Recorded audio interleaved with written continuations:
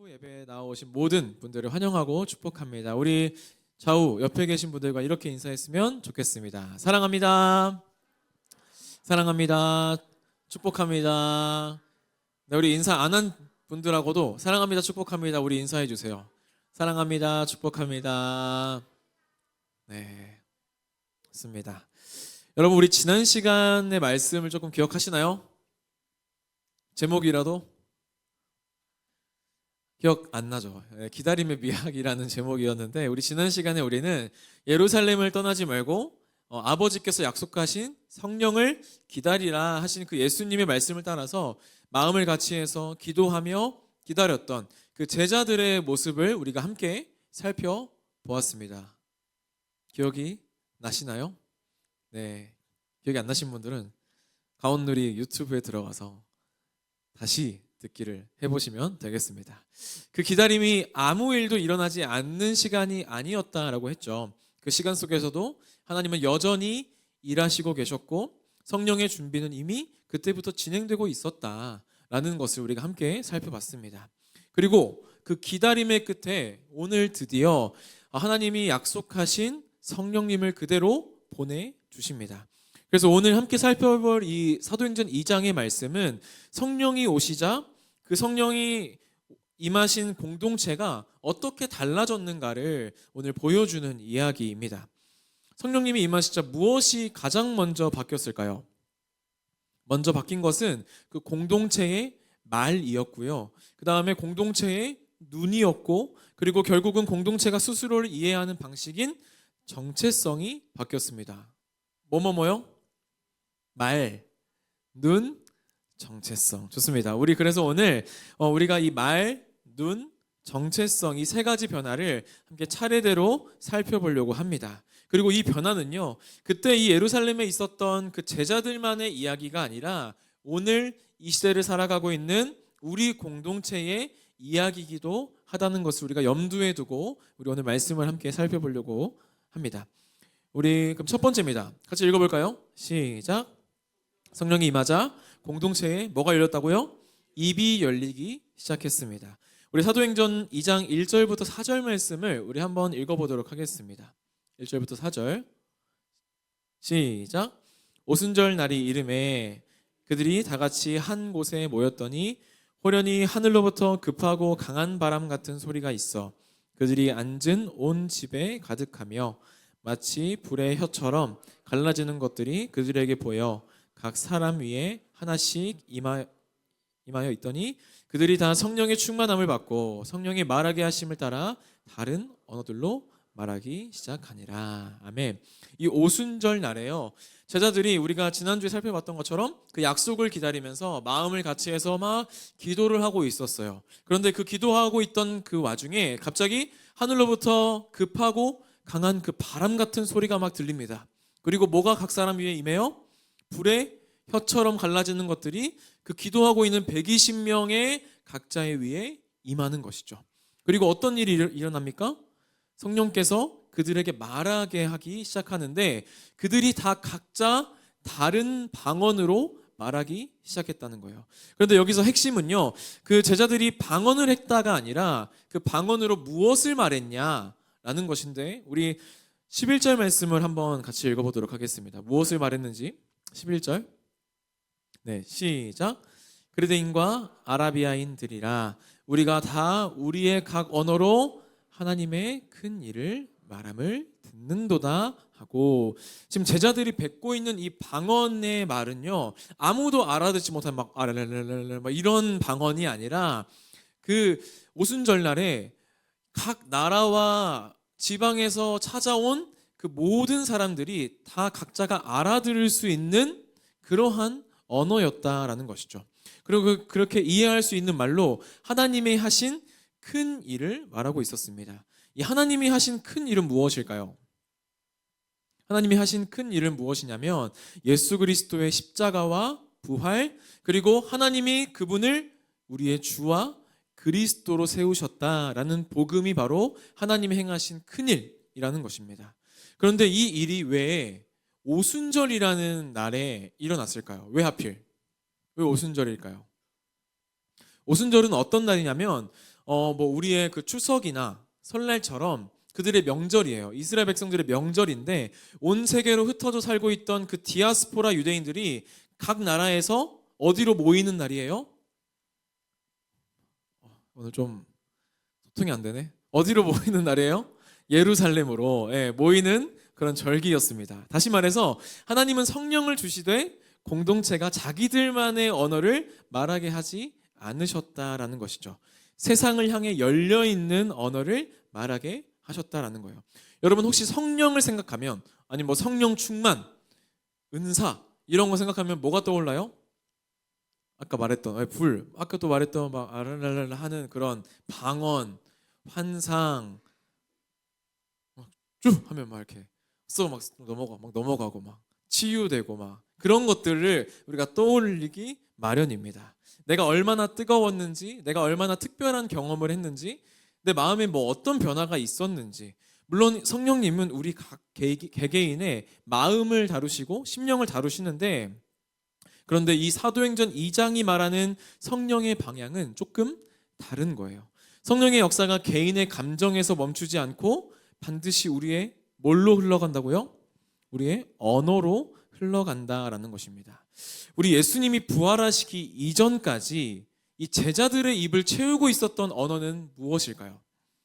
예수님이 죽으시고 부활하신 그 사이에 제자들의 입을 채우고 있던 언어는 무엇이었을까요, 여러분? 야야, 우리 예수님이 로마를 무찌르고 왕이 되셔서 우리에게 한 자리씩 주시려고 하시는 줄 알았더니 야, 지금 뭐야? 우리 예수님 죽어버렸잖아. 이런 말. 아니 우리 이제 어떻게? 괜히 우리 나섰다가 잡히는 거 아니야? 라는 이러한 말이 제자들의 입 가운데에 있었을 거란 말이죠. 전부 어떤 언어예요? 어떤 감정이 느껴지세요? 두려움의 언어였고 그들이 처해 있는 상황 중심의 언어였습니다. 너무나 인간적인 반응이죠. 우리도 상황이 바뀌면 어떻게 돼요? 우리의 뭐가 바뀌어요? 우리 입에서 나오는 말이 바뀌게 됩니다. 우리의 상황이 자꾸 안 좋으면 우리의 말도 부정적이고 불평과 불만이 나오고요. 우리 상황이 좋아지면 감사가 나오고 좋은 말들이 나오고 이제 남한테도 엄마한테도 되게 친절하게 대하는 그러한 말들이 나오게 되는 것이죠. 그런데 성령이 임하자 언어가 완전히 바뀌게 되었습니다. 그들의 입에서 나온 말들이 무엇이었냐면 하나님이 예수를 살리셨다. 하나님이 약속하신 성령을 부어주셨다. 이것이 하나님이 하신 큰 일이라는 것이죠.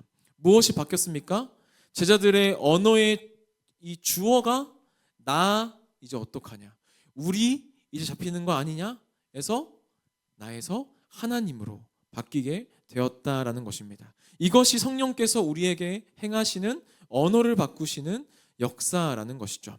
그런데 우리가 여기서 오해하지 말아야 할 것은 무엇이냐면 성령이 임한다고 해서 내 이야기를 하면 안 된다는 뜻은 아니에요. 문제는 내 이야기가 중심이 될 때이죠. 여러분 이제 오늘부터 또 순모임 다시 시작하고 여러분들끼리 3, 4 모여서 이야기하는데 그 주제들이 주로 뭐예요?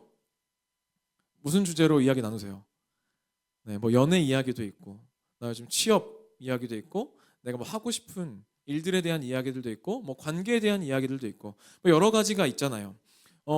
근데 뭐 이런 것들이 다 우리의 현실이기도 하고요. 이런 것들이 중요해요. 저는 교회에서 이런 이야기들을 더 많이 나누셨으면 좋겠어요.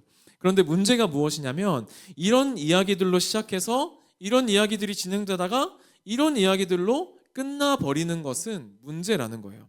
힘들다로 시작해서 진짜 힘들다로 끝나고 요즘 세상이 다 뭐 그렇지 뭐 우리 세상 살이가 다 그렇지 뭐 소망이 없다 우리 어떻게 사냐 이렇게 끝나면 안 된다는 거예요.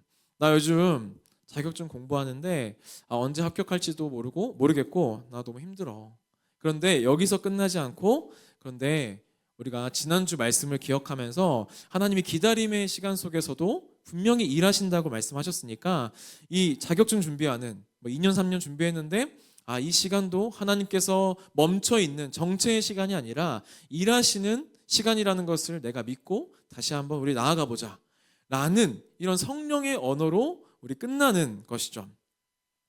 중심이 내가 얼마나 힘드냐에서 이 상황 속에서 하나님은 어떤 분이신가로 이제 이동하는 것입니다. 여러분들의 그런 모임 가운데 여러분들은 지금 무엇을 말하고 계십니까? 여러분들이 모이면 결국 누구의 이야기로 흘러가고 누구의 이야기를 나누고 계셔요? 여러분들의 나눔은 결국 어디로 이렇게 흘러가고 계십니까? 예수 그리스도가 우리의 대화 속에서 자연스럽게 등장하고 있냐는 것이죠. 성령이 임하자 공동체의 입이 먼저 열렸습니다. 그 입을 통해서 하나님의 큰 일이 선포되기 시작했다라는 것이죠. 그런데 여기서 끝이 아니에요. 입이 열렸다면 이제 반드시 따라오는 게 있어요. 뭐가 열려야 될까요? 우리의 눈이 열려야 됩니다. 왜냐하면 사람은 말하는 대로만 사는 것이 아니라 우리가 보는 대로, 더 정확히 말하면 그 상황을 해석하는 대로 살기 때문이죠. 우리 두 번째 장면으로 한번 넘어가 보도록 하겠습니다. 우리 2번입니다. 같이 읽어볼게요. 시작. 공동체의 눈이 열리기 시작하다. 뭐가 열리기 시작해요? 눈이 열리기 시작합니다. 여러분, 이 오순절에 이 예루살렘에서 일어난 일은 누가 봐도 예산 일이 아니었잖아요. 급하고 막 강한 바람 같은 소리가 들리고 불의 혀처럼 갈라지는 것들이 막 사람들 위에 보이고 아무도 못 베어 먹었다고 무시하던 그 촌뜨기 갈릴리 사람들의 입에서 막 각 나라의 언어들이 막 터져 나오기 시작합니다. 그런데 더 놀라운 것은 무엇이냐면 여러분, 그것들을 봤으면 어떤 반응을 했겠어요? 너무 놀라운 반응이잖아요. 그런데 대단한 일은 같은 자리에서 그 똑같은 것을 보고 겪었음에도 불구하고 어떤 거예요? 사람들의 반응이 다 제각각 다르다는 거예요. 우리 오늘 말씀 12절, 13절 말씀 한번 읽어보도록 하겠습니다. 우리 그 반응을 한번 봅시다. 시작. 다 놀라며 당황하여 서로 이르되 이 어찌 된 일이냐 하며 조롱하여 이르되 그들이 새 술에 취하였다 하더라. 여러분, 분명히 같은 장면을 봤어요? 다른 장면을 봤어요? 같은 장면을 봤어요. 근데 어떤 사람들은 뭐 해요? 반응이 어때요? 놀라요. 어떤 사람들은 어때요? 의문을 품고, 또 어떤 사람들은 야, 쟤네 술 취한 거 아니야? 라고 조롱하고 비웃습니다. 왜 같은 사건을 보고도 이렇게 다른 반응이 나오냐는 것이죠. 문제는 우리가 무엇을 보느냐가 아니라 그 본 것을, 그 본 사건을 어떻게 해석하느냐에 따른다라는 것이죠. 그런데 여러분, 이런 반응이 사실 낯설지 않아요. 예수님도 겪었던 일이거든요. 누가복음 11장 14절부터 16절까지 말씀을 한번 봅시다. 읽어볼게요. 시작. 예수께서 한 말 못하게 하는 귀신을 쫓아내시니 귀신이 나가매 말 못하는 사람이 말하는지라 무리들이 놀랍게 여겼으나 그 중에 더러는 말하기를 그가 귀신의 왕 바알세불을 힘입어 귀신을 쫓아낸다 하고, 또 더러는 예수를 시험하여 하늘로부터 오는 표적을 구하니. 네, 예수님이 한 말 못하는 사람을 말하게 하는 그런 기적을 베푸셨어요. 근데 똑같은 사건을 보고도 다 반응이 달라요. 어떤 반응이 있어요? 어떤 사람들은 야, 저거 하나님의 능력 아니야. 저거 귀신의 왕 바알세불의 힘을 빌려서 저렇게 한 거야. 그리고 또 한 사람은 뭐라고 해요? 그 표적으로는 안 된다고, 더 큰 표적을 보여달라고 그러한 반응을 보이는 것이죠. 하나님의 아들이 지금 하나님의 일을 행하고 있는데도, 그걸 두 눈으로 보고 있는데도 그것을 하나님의 일로 해석하지 못하고 있다는 것입니다. 많은 사람들이 우리 지금을 살아가고 있는 여기에 계실지도 모르겠어요. 많은 사람들이 성경에 나오는 기적이 지금 우리 눈앞에서 일어나면 나 그때 예수 믿겠다 라고 하는 사람들이 있습니다. 그런데 저는 오히려 반대라고 생각하거든요. 기적이 눈앞에 펼쳐져도 불편해하고 지금 이 예수님의 기적을 보고도 다른 이유를 찾아내는 것처럼 이유를 달리 붙이고 끝내 믿지 않는 사람들이 훨씬 더 많을 겁니다. 왜냐하면 그 사람들의 문제는 눈에 들어오는 정보가 부족했던 게 아니라요, 말씀의 눈이 열리지 않았기 때문이죠. 이 눈이 열리지 않으면 하나님이 아무리 우리에게 놀라운 기적을 보여주시고 일하심을 보여줘도 우리 마음이 어떨까요? 불편해요. 의심하고요. 성령님이 역사하셔도 거슬리고요. 결국 조롱의 대상이 될 수밖에 없습니다. 사랑하는 여러분, 우리 지금 여기에 다 같은 예배를 드리고 지금 다 같은 말씀을 듣고 같은 공동체 안에 있어요. 그런데 뭐가 달라요? 같은 말씀을 들어도 뭐가요?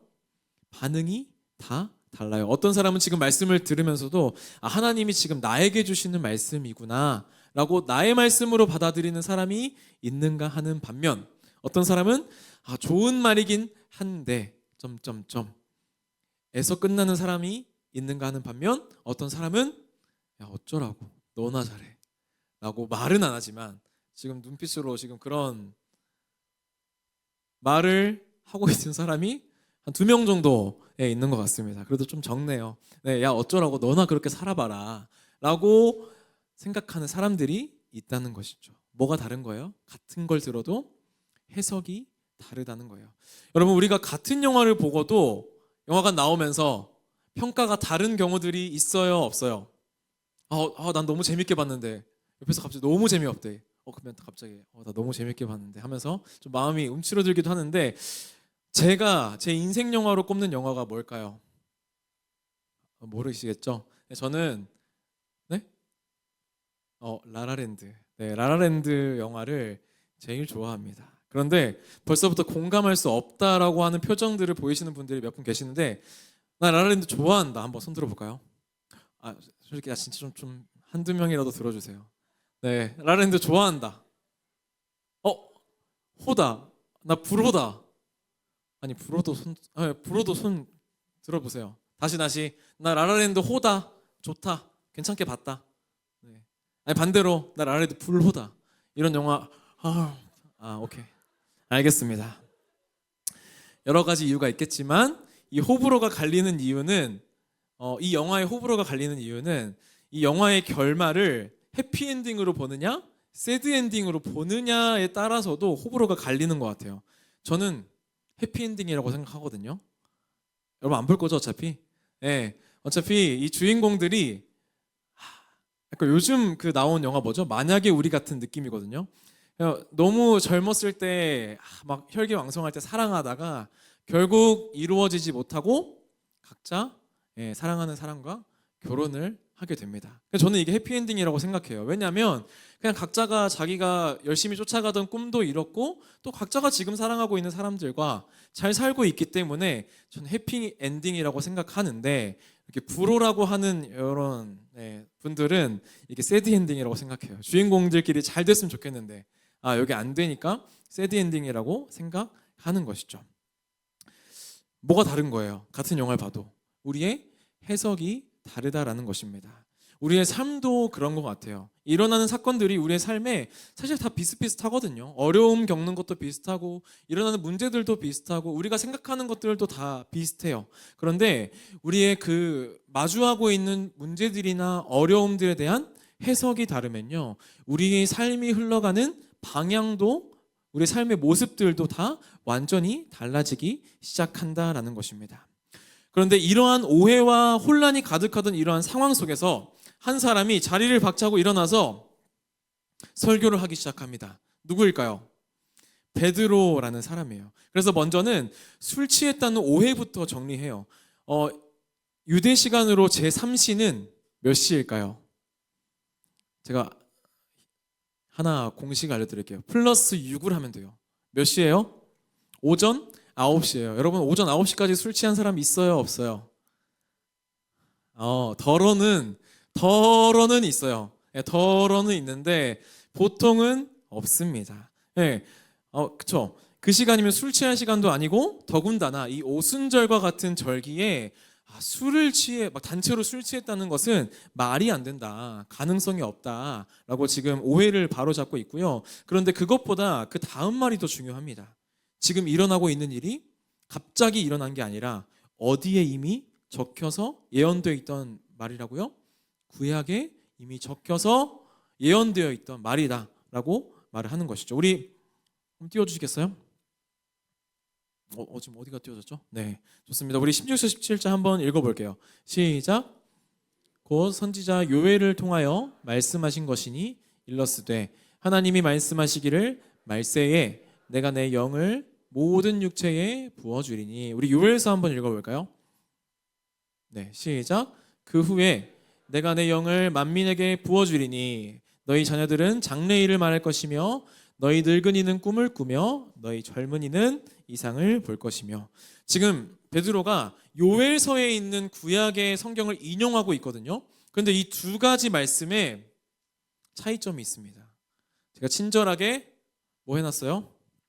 큰 따옴표를 해놨는데 뭐가 달라요? 요엘에는 그 후에라고 되어 있는데 사도행전에는 말세에라고 되어 있습니다. 요엘서에는 그 후에라고 나오는데 베드로는 이 표현을 조금 바꿔서 말세에라고 표현하고 있는 것이죠. 베드로가 성경을 함부로 바꾼 것일까요? 그건 아닙니다. 베드로는 뭐가 바뀌었을까요? 뭐가 열렸어요? 성경을 해석하는 눈이 열리고 눈이 바뀌었다라는 것이죠. 베드로에게 성령이 임하자 이 사건을 하나를 보면서도 그냥 갑자기 일어난 그러한 사건이 아니라 베드로는 지금 예수 그리스도의 십자가와 부활을 통과한 그 눈, 성령의 눈으로 성경을 다시 읽고 있는 것입니다. 요엘이 말한 그 후가 예수의 죽음과 부활 이후의 시대, 바로 지금 우리가 살고 있는 종말의 시대, 그러니까 말세라고 말하고 있는 것이죠. 여러분, 저는 길치예요. 몇 분들은 아시겠지만 전 집에 갈 때도 내비게이션을 킵니다. 그래서 같은 지도를 들고 있어도 어떤 사람들은 길을 잘 찾아가고 어떤 사람들은 길을 잘 못 찾아요. 문제는 뭐예요? 지도가 문제예요? 지도를 보고 있는 사람의 눈이 다르다는 게 문제죠. 성령님은요, 새로운 지도를 우리에게 주시는 분이 아니라 이미 주어진 지도, 뭐예요? 성경을 다시 새롭게 보는 눈을 주시는 분, 새롭게 보는 눈을 열어주시는 분이시라는 것이죠.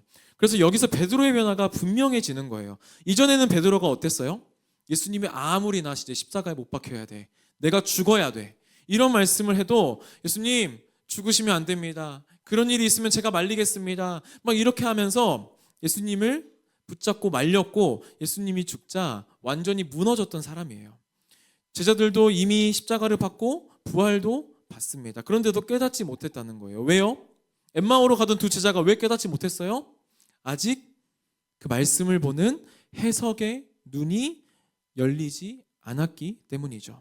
그럼 베드로가 지금 무엇을 하고 있습니까? 자기 감정을 설명하는 것도 아니고 자기의 경험을 늘어놓는 것도 아니고 지금 우리 눈에 보이고 있는 그 베드로의 눈에 보이고 있는 그 상황을 뭘로 설명하고 있어요? 말씀으로, 그리고 예수 그리스도로 해석하고 있는 것이죠. 사랑하는 여러분, 여러분들 살아가고 있는 가운데 참 많은 일들이 벌어지잖아요. 그렇죠? 여러분들이 지금 삶에서 일어나고 있는 일들을 무엇을 기준으로 여러분 해석하고 계셔요? 내가 감명 깊게 읽었던 그 책 한 권을 기준으로 그 사건들을 해석하십니까? 아니면 내가 존경하는 어떤 한 사람의 이야기를 기준으로 내 삶의 사건들을 해석하십니까? 아니면 지금까지 내가 살아오면서 차곡차곡 쌓여왔던 나의 경험치와 그런 경험들로 그 일들을 재단하고 해석하고 있지는 않으시냐라는 거예요. 아니면 여러분, 혹시 말씀 안에서 하나님이 무엇을 하고 계신지 묻고 계십니까? 오늘도요, 같은 사건 앞에서 사람들의 반응이 갈립니다. 누군가는 놀라고, 누군가는 질문을 던지고, 누군가는 그 사건을 보면서 조롱하는 것이죠. 그러나 성령이 임한 공동체의 차이는요, 지금 우리에게 일어나고 있는 그 모든 사건을 무엇을 기준으로 해석한다는 거예요? 성경이고 하나님의 말씀이고 그 모든 성경이 가르치고 있는 예수 그리스도를 통해서 우리의 삶에 일어나고 있는 모든 사건들을 해석한다라는 것입니다. 그래서 지금까지 정리하면 이렇습니다. 성령이 임하자 공동체에 뭐가 열렸어요? 뭐가 열렸습니까? 입이 열렸고요. 또 뭐가 열렸어요? 눈이 열렸습니다. 무엇을 말할지가 달라졌고 무엇을 기준으로 볼지가 달라졌다는 거예요. 이렇게 말하고 이렇게 보게 된 사람들에게 반드시 따라오게 되는 특징 한 가지가 더 있는데 그게 무엇이냐면 내가 누구인가? 세 글자로 하면 무엇입니까? 정체성입니다. 사실 이 질문은요, 아주 근본적인 질문이잖아요. 사람은 내가 누구라고 생각하느냐에 따라서 뭐가 달라져요? 하는 말도 달라지고 내가 하는 선택도 달라지고 우리의 삶의 방향도 달라지기 때문입니다. 우리 세 번째 한번 읽어보도록 하겠습니다. 시작. 열렸다. 네, 열리기 시작했다. 네, 맞습니다. 우리 오순절 이전의 제자들은 자신들을 어떻게 생각했을까요? 자신들을 어떻게 생각했을까요? 자신들을 실패한 사람이라고 생각했을 것 같아요. 겉으로는 말하지 않았을지 몰라도 마음속에 이런 생각을 아마 갖고 있었을 거예요. 우리는 실패했다. 야, 우리 3년 동안 열심히 왕인 줄 알고 따랐던 사람이 죽었어. 우리 실패했네. 우리 3년 버렸네. 우리 자격 없네. 우리 증인이 될 수 없네. 이러한 생각들과 낙심 가운데 있었을 거란 말이죠. 그런데 오순절이 지나고 성령님이 임하자 이 사람들이 이 전과 전혀 다른 고백을 하기 시작하는 것입니다. 우리 사도행전 2장 32절 말씀을 한번 읽어보도록 하겠습니다. 우리들의 말로 한번 읽어볼게요. 시작. 살리신지라 우리가 다 이 일의 증인이로다. 우리 한 번 더 읽겠습니다. 시작. 이 예수를 하나님이 살리신지라 우리가 다 이 일의 증인이로다. 아멘. 여기서 핵심은요, 우리가 다예요. 이 고백이 베드로 혼자만의 고백이 아니라 그 자리에 모여있는 120명의 공동체 전체가 자신을 뭐라고 인식하기 시작한 거예요? 우리가 다 이 일의 증인이다 라고 인식하기 시작한 것이죠. 뭐가 바뀌었다는 거예요? 정체성이 바뀌기 시작했다라는 것이죠. 여러분, 이제 뭐 회사 면접 보는 분들도 계실 텐데 우리 면접을 아직 보기 전의 상태에 있는 사람들을 뭐라고 말해요? 면접에 뭐 했죠?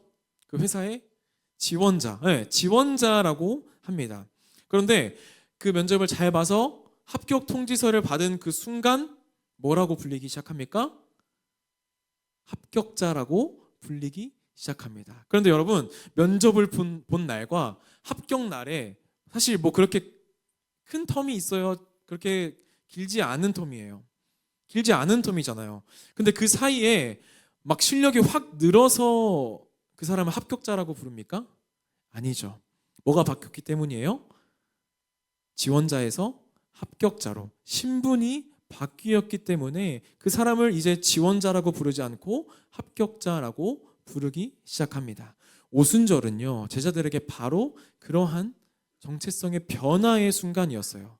무엇을 하기 전에, 이제 본격적으로 증인의 삶을 시작하기 전에, 사역을 시작하기 전에, 행동이 바뀌기 전에 내가 어떤 정체성을 가지고 있는지 자기 인식이 먼저 바뀌는 사건이었다라는 것이죠.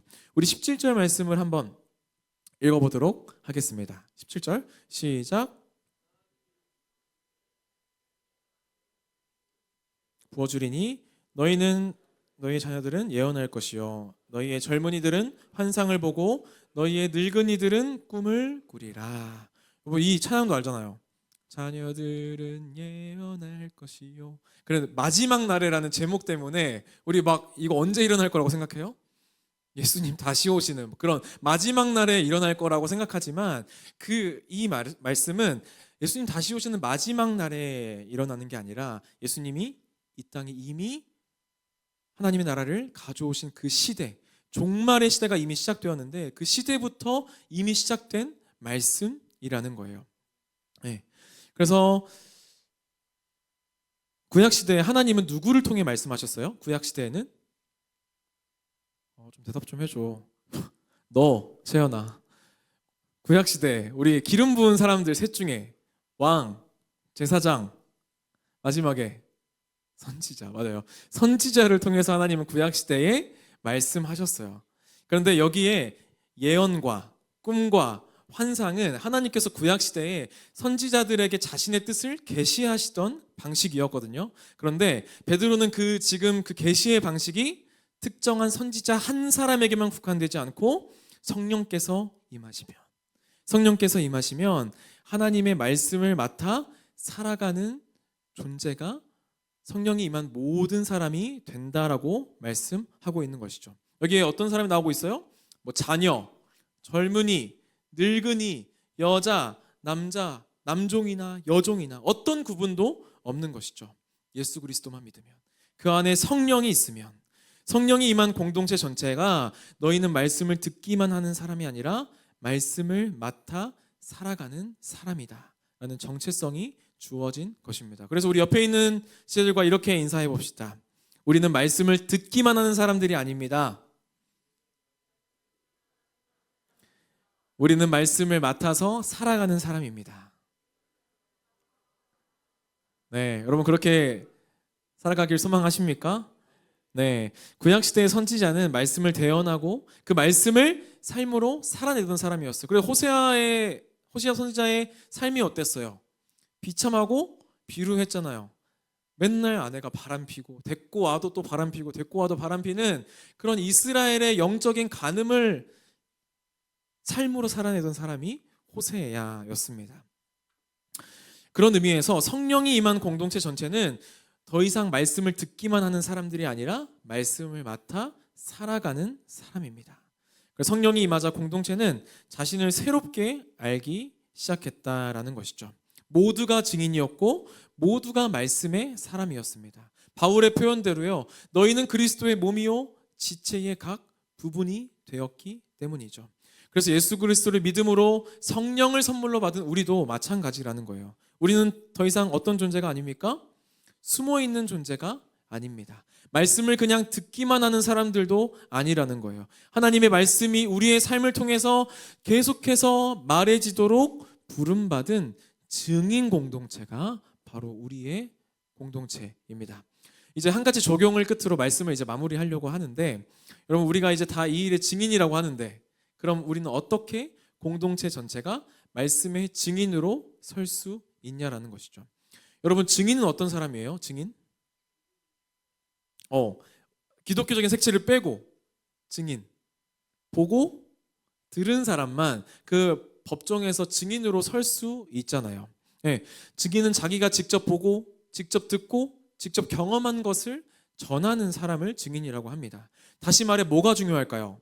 무엇을 들었느냐가 어떤 증인이 되는지를 결정하는 것이죠.